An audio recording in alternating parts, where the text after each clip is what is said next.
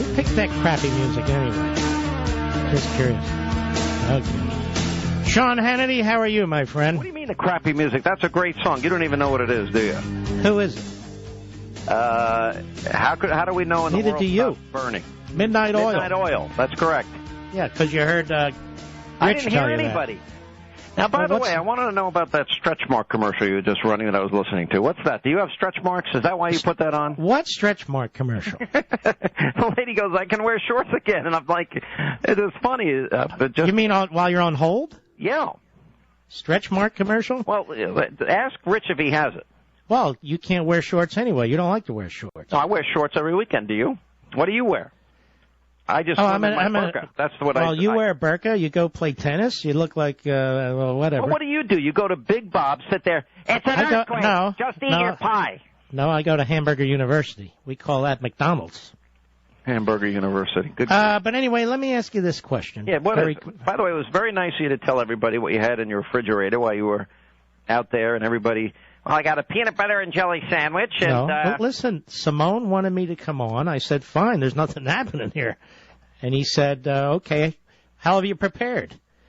Listen. And I looked in the fridge, and I said, well, I got bologna, salami, corned beef. I've got on the table here potato chips and Hershey bars. I'm set.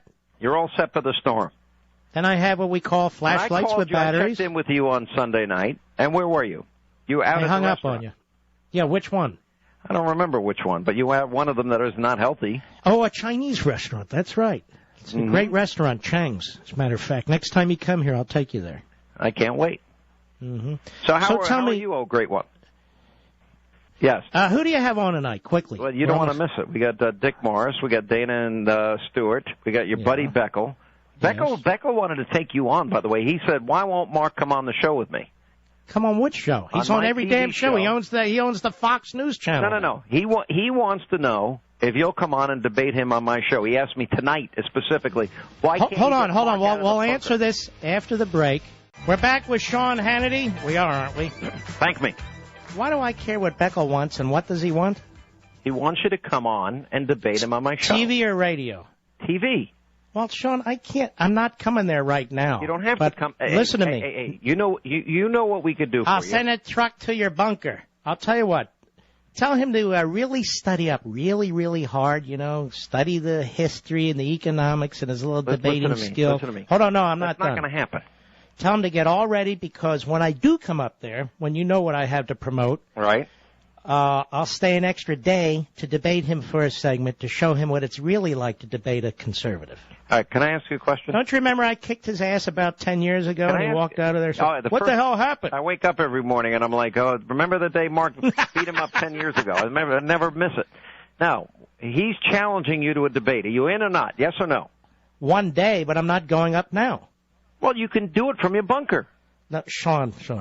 I don't have time for this stuff right now. You know what? It takes you 7 minutes. Here's what we're going to do. Put a little powder on your bald spot. Here's what you're going to do. You're going to get this goofball, Juan Williams. You're going to get my good friend goofball Beckel.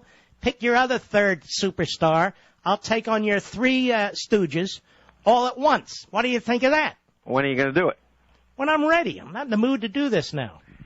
Well, what good is it if you don't you remember how I used to listen? Listen, I think all your listeners ought to call in and say, call on the conservative hotline and say, Mark, stop being lazy and go on the show. I think all my listeners should call your show tomorrow. Yeah.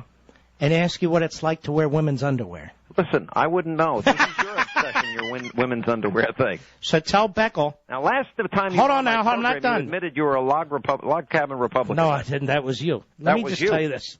Tell Beckel I said, I love you like a half-brother, but you're not good enough to take me on one-on-one. There needs to be 2 or 3 of your ilk. Well, so let him pick.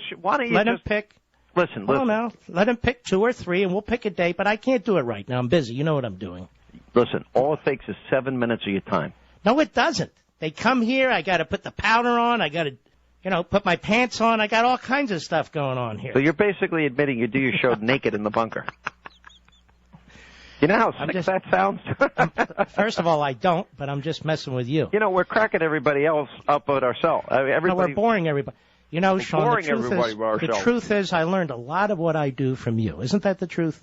No, you didn't learn anything. Yes, I did. So if I'm not broadcasting with my pants on, I learned that from you. I have my pants on every night. All right. We hope you do. All right, so Beckel's on your TV show tonight. Who else is on? Yeah, Mark Thiessen, who's very bright. He's going to be on tonight. Tucker Carlson. And your buddy Steve McMahon is on. He's a good guy. Well, there you go. Beckel and McMahon versus Levin. Next time I come on. How about Beckel and Juan versus Hannity and Levin? Whatever you want. 2-on-2. It can't be 1-on-1 with me because it's not fair to the other guy. I'm serious about it. Listen, so what if it's not fair? Get in there and battle it out and let the audience decide. We report, you decide. We'll do it, but not right now. Your ratings aren't hurting, are they? No, we're doing great. Why are you trying to drag me on there? You know whose show I was on tonight, and I love to do a show, is Neil Cavuto. He's our buddy. Neil Cavuto is just salt of the earth. What a great guy. He loves you too. He's going to get mad. Do you know we email back and forth during a show? He does answer emails during the show because I write them. Yes, he does. Yeah. Very busy prepping. But let me tell you, he's funny. He's smart. He's wonderful. He knows the economy. Can I tell you one thing about him and doing an interview with him? Go ahead. He has this ability to keep you off balance for the whole interview. I mean, he really keeps you on your toes. He's a great interviewer. He's very tough. And, when I go on there, when I do books, he's read the book. You can tell. Isn't that amazing that these guys interview people and having never read the book? Do you know how much time I spend reading these books when I interview these people? I know you read mine. By the way, isn't Cheney's book great? I don't want to discuss it now. No. I'm not allowed to. Cheney's on TV tomorrow night, and he's on, I think, Radio Wednesday. He's on with you this week, too. And then we're going to do a special live audience show this week. I went out to Wyoming. I went to Jackson Hole. And I spent a lot of time with them, and we only began to touch the surface. So we're going to do another hour with a live audience on Thursday night, which is going to be really exciting. Wait a minute, you're doing a live show with the Vice President and you? With the Vice President, yeah. Wow. Let me ask you this. Yeah. You see this preemptive hit by Colin Powell?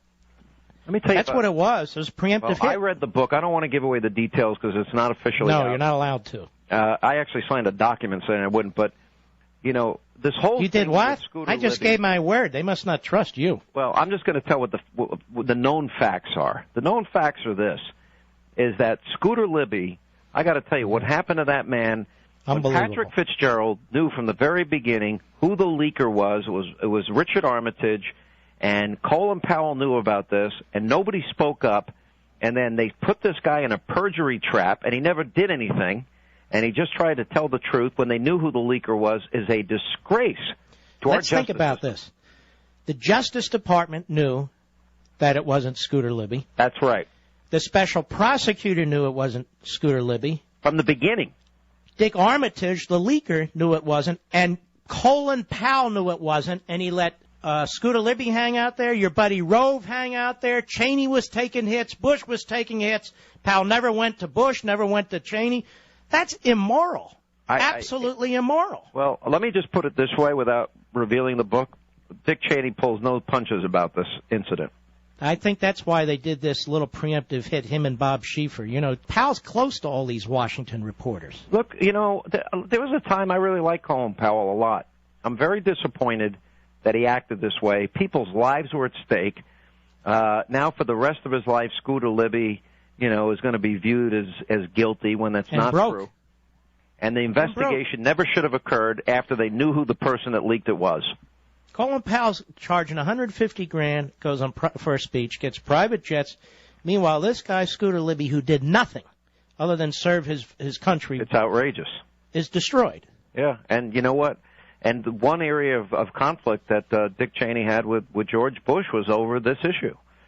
Because Dick Cheney wanted a full, complete pardon for Scooter Libby. Well, he was right, Cheney, in my humble opinion. In this instance, I agree with you. All right, who's on your panel? Tonight, we got Mark Thiessen. No, that's the wrong one. Same Bob people? Beckel, your buddy. I'm sorry. Yeah. Yes. John Funn. Yes. And Masha Sadie, who is a former prosecutor. Masha Sadie? Yes. Who the hell's that? Well, you have to tune in to find out. And we're going to deal with the issue of Al Gore claiming that global warming skeptics are this generation's racist and Bull Connors. Did Beckel play football like they used to accuse Gerald Ford of playing football without a helmet? He played football, and he openly admits that he used steroids and it hurt his heart. He did? Yeah. He was a good player. He actually tried out for the pros. And did he wear a helmet? You'll have to ask him when you come debate him. 10 years from now. Do you know how much fun that's going to be, mopping the floor with him? Yeah, you say this, but you don't show up. Oh, gee, I'm so scared. I've debated every one of these people. Don't you remember? Oh, I'm so scared of Beckel. Oh, my God, what am I going to do? Wasn't he Mondale's campaign manager? I don't think you're scared. It takes 8 minutes of your time. How long does it take to powder that bald head? Not long. Oh, jeez. As long as it takes you to keep your shirt on. When you're swimming. Come on. When you're swimming. Will you do the show? Have everybody. All right, let's do a sample. All right, cut it out. Wait a minute. Rich, punch up line 1 real quick. No, there is. All right, line 1. Who is it? Hi. Line 1, you're talking to line 1. What's Hannity your and name? Levin. Hi, you there? Hello? Yeah, hi, what's your name? Marty. Yeah, would you want Mark to debate Bob Beckel on my TV show? I would adore. You'd adore it, and you want him to do it soon, right? Absolutely. All right, I'm going to put you on hold. Hang on, let's go to line 2, Rich. Line 2, what's your name? James. James, would you like to see the great one debate Bob Beckel soon on my TV show? Sean, I would absolutely love to see it. Thank you very much. Hard. Right, stay on hold. He's going to get right back to you. Line 3, what's your name? Gary. Gary, would you like to see the great one debate Beckel on my show soon? Absolutely. Absolutely. That's 4 yeses. Let's go to line 5. Hold on, my turn. Marty, line 2. Would you like to see Hannity stand on his head, yes or no? Absolutely, I would. James, line 3. Would you like to see Hannity stand on his head, yes or no? Yes. Line 4, Gary, would you like to see Hannity dumped in a... Hold on now. Dancing around in women's underwear. Yes. Okay, we got it. I can play this game. No, everybody would like to see it. Except I'd rather do it on your show. 10 minutes of your day to come on the show. That's pathetic. Folks, let me tell you how this works. You're being pathetic. It takes more than 10 minutes. The guys, you got to powder your head. All right, lower him down now, will you? It takes... It's in your blood. You fight with me at 7 o'clock in the morning when you call me. Now, you're not going to believe what so-and-so did. And boom, right out of your mouth. You wake up out of bed and you come out fighting. I'm not going to appear on your show until my book comes out. After that, I'm trying to tell you, but you're making me say things I don't want to say. After that, after a couple of weeks of that, I will debate whomever you wish. You can have Beckel, you can have Schmeckel, you can have whatever you want. How's that? I'll hold you to that. I'm not doing it. Taped. I'm not, honestly, I don't care. I'm not doing anything before then. I'm waiting. When is it coming out? I'm not allowed to say yet. All right. So what's the title? I'm not, now you, Iacocca. Title's Iacocca. All right. Who's on your show again? Oh, all right, we already know. We already know. Goodbye. I'll talk to you later. Good luck. Bye. All right, there he goes. Hey, you want to debate Beckel? You want to debate Beckel?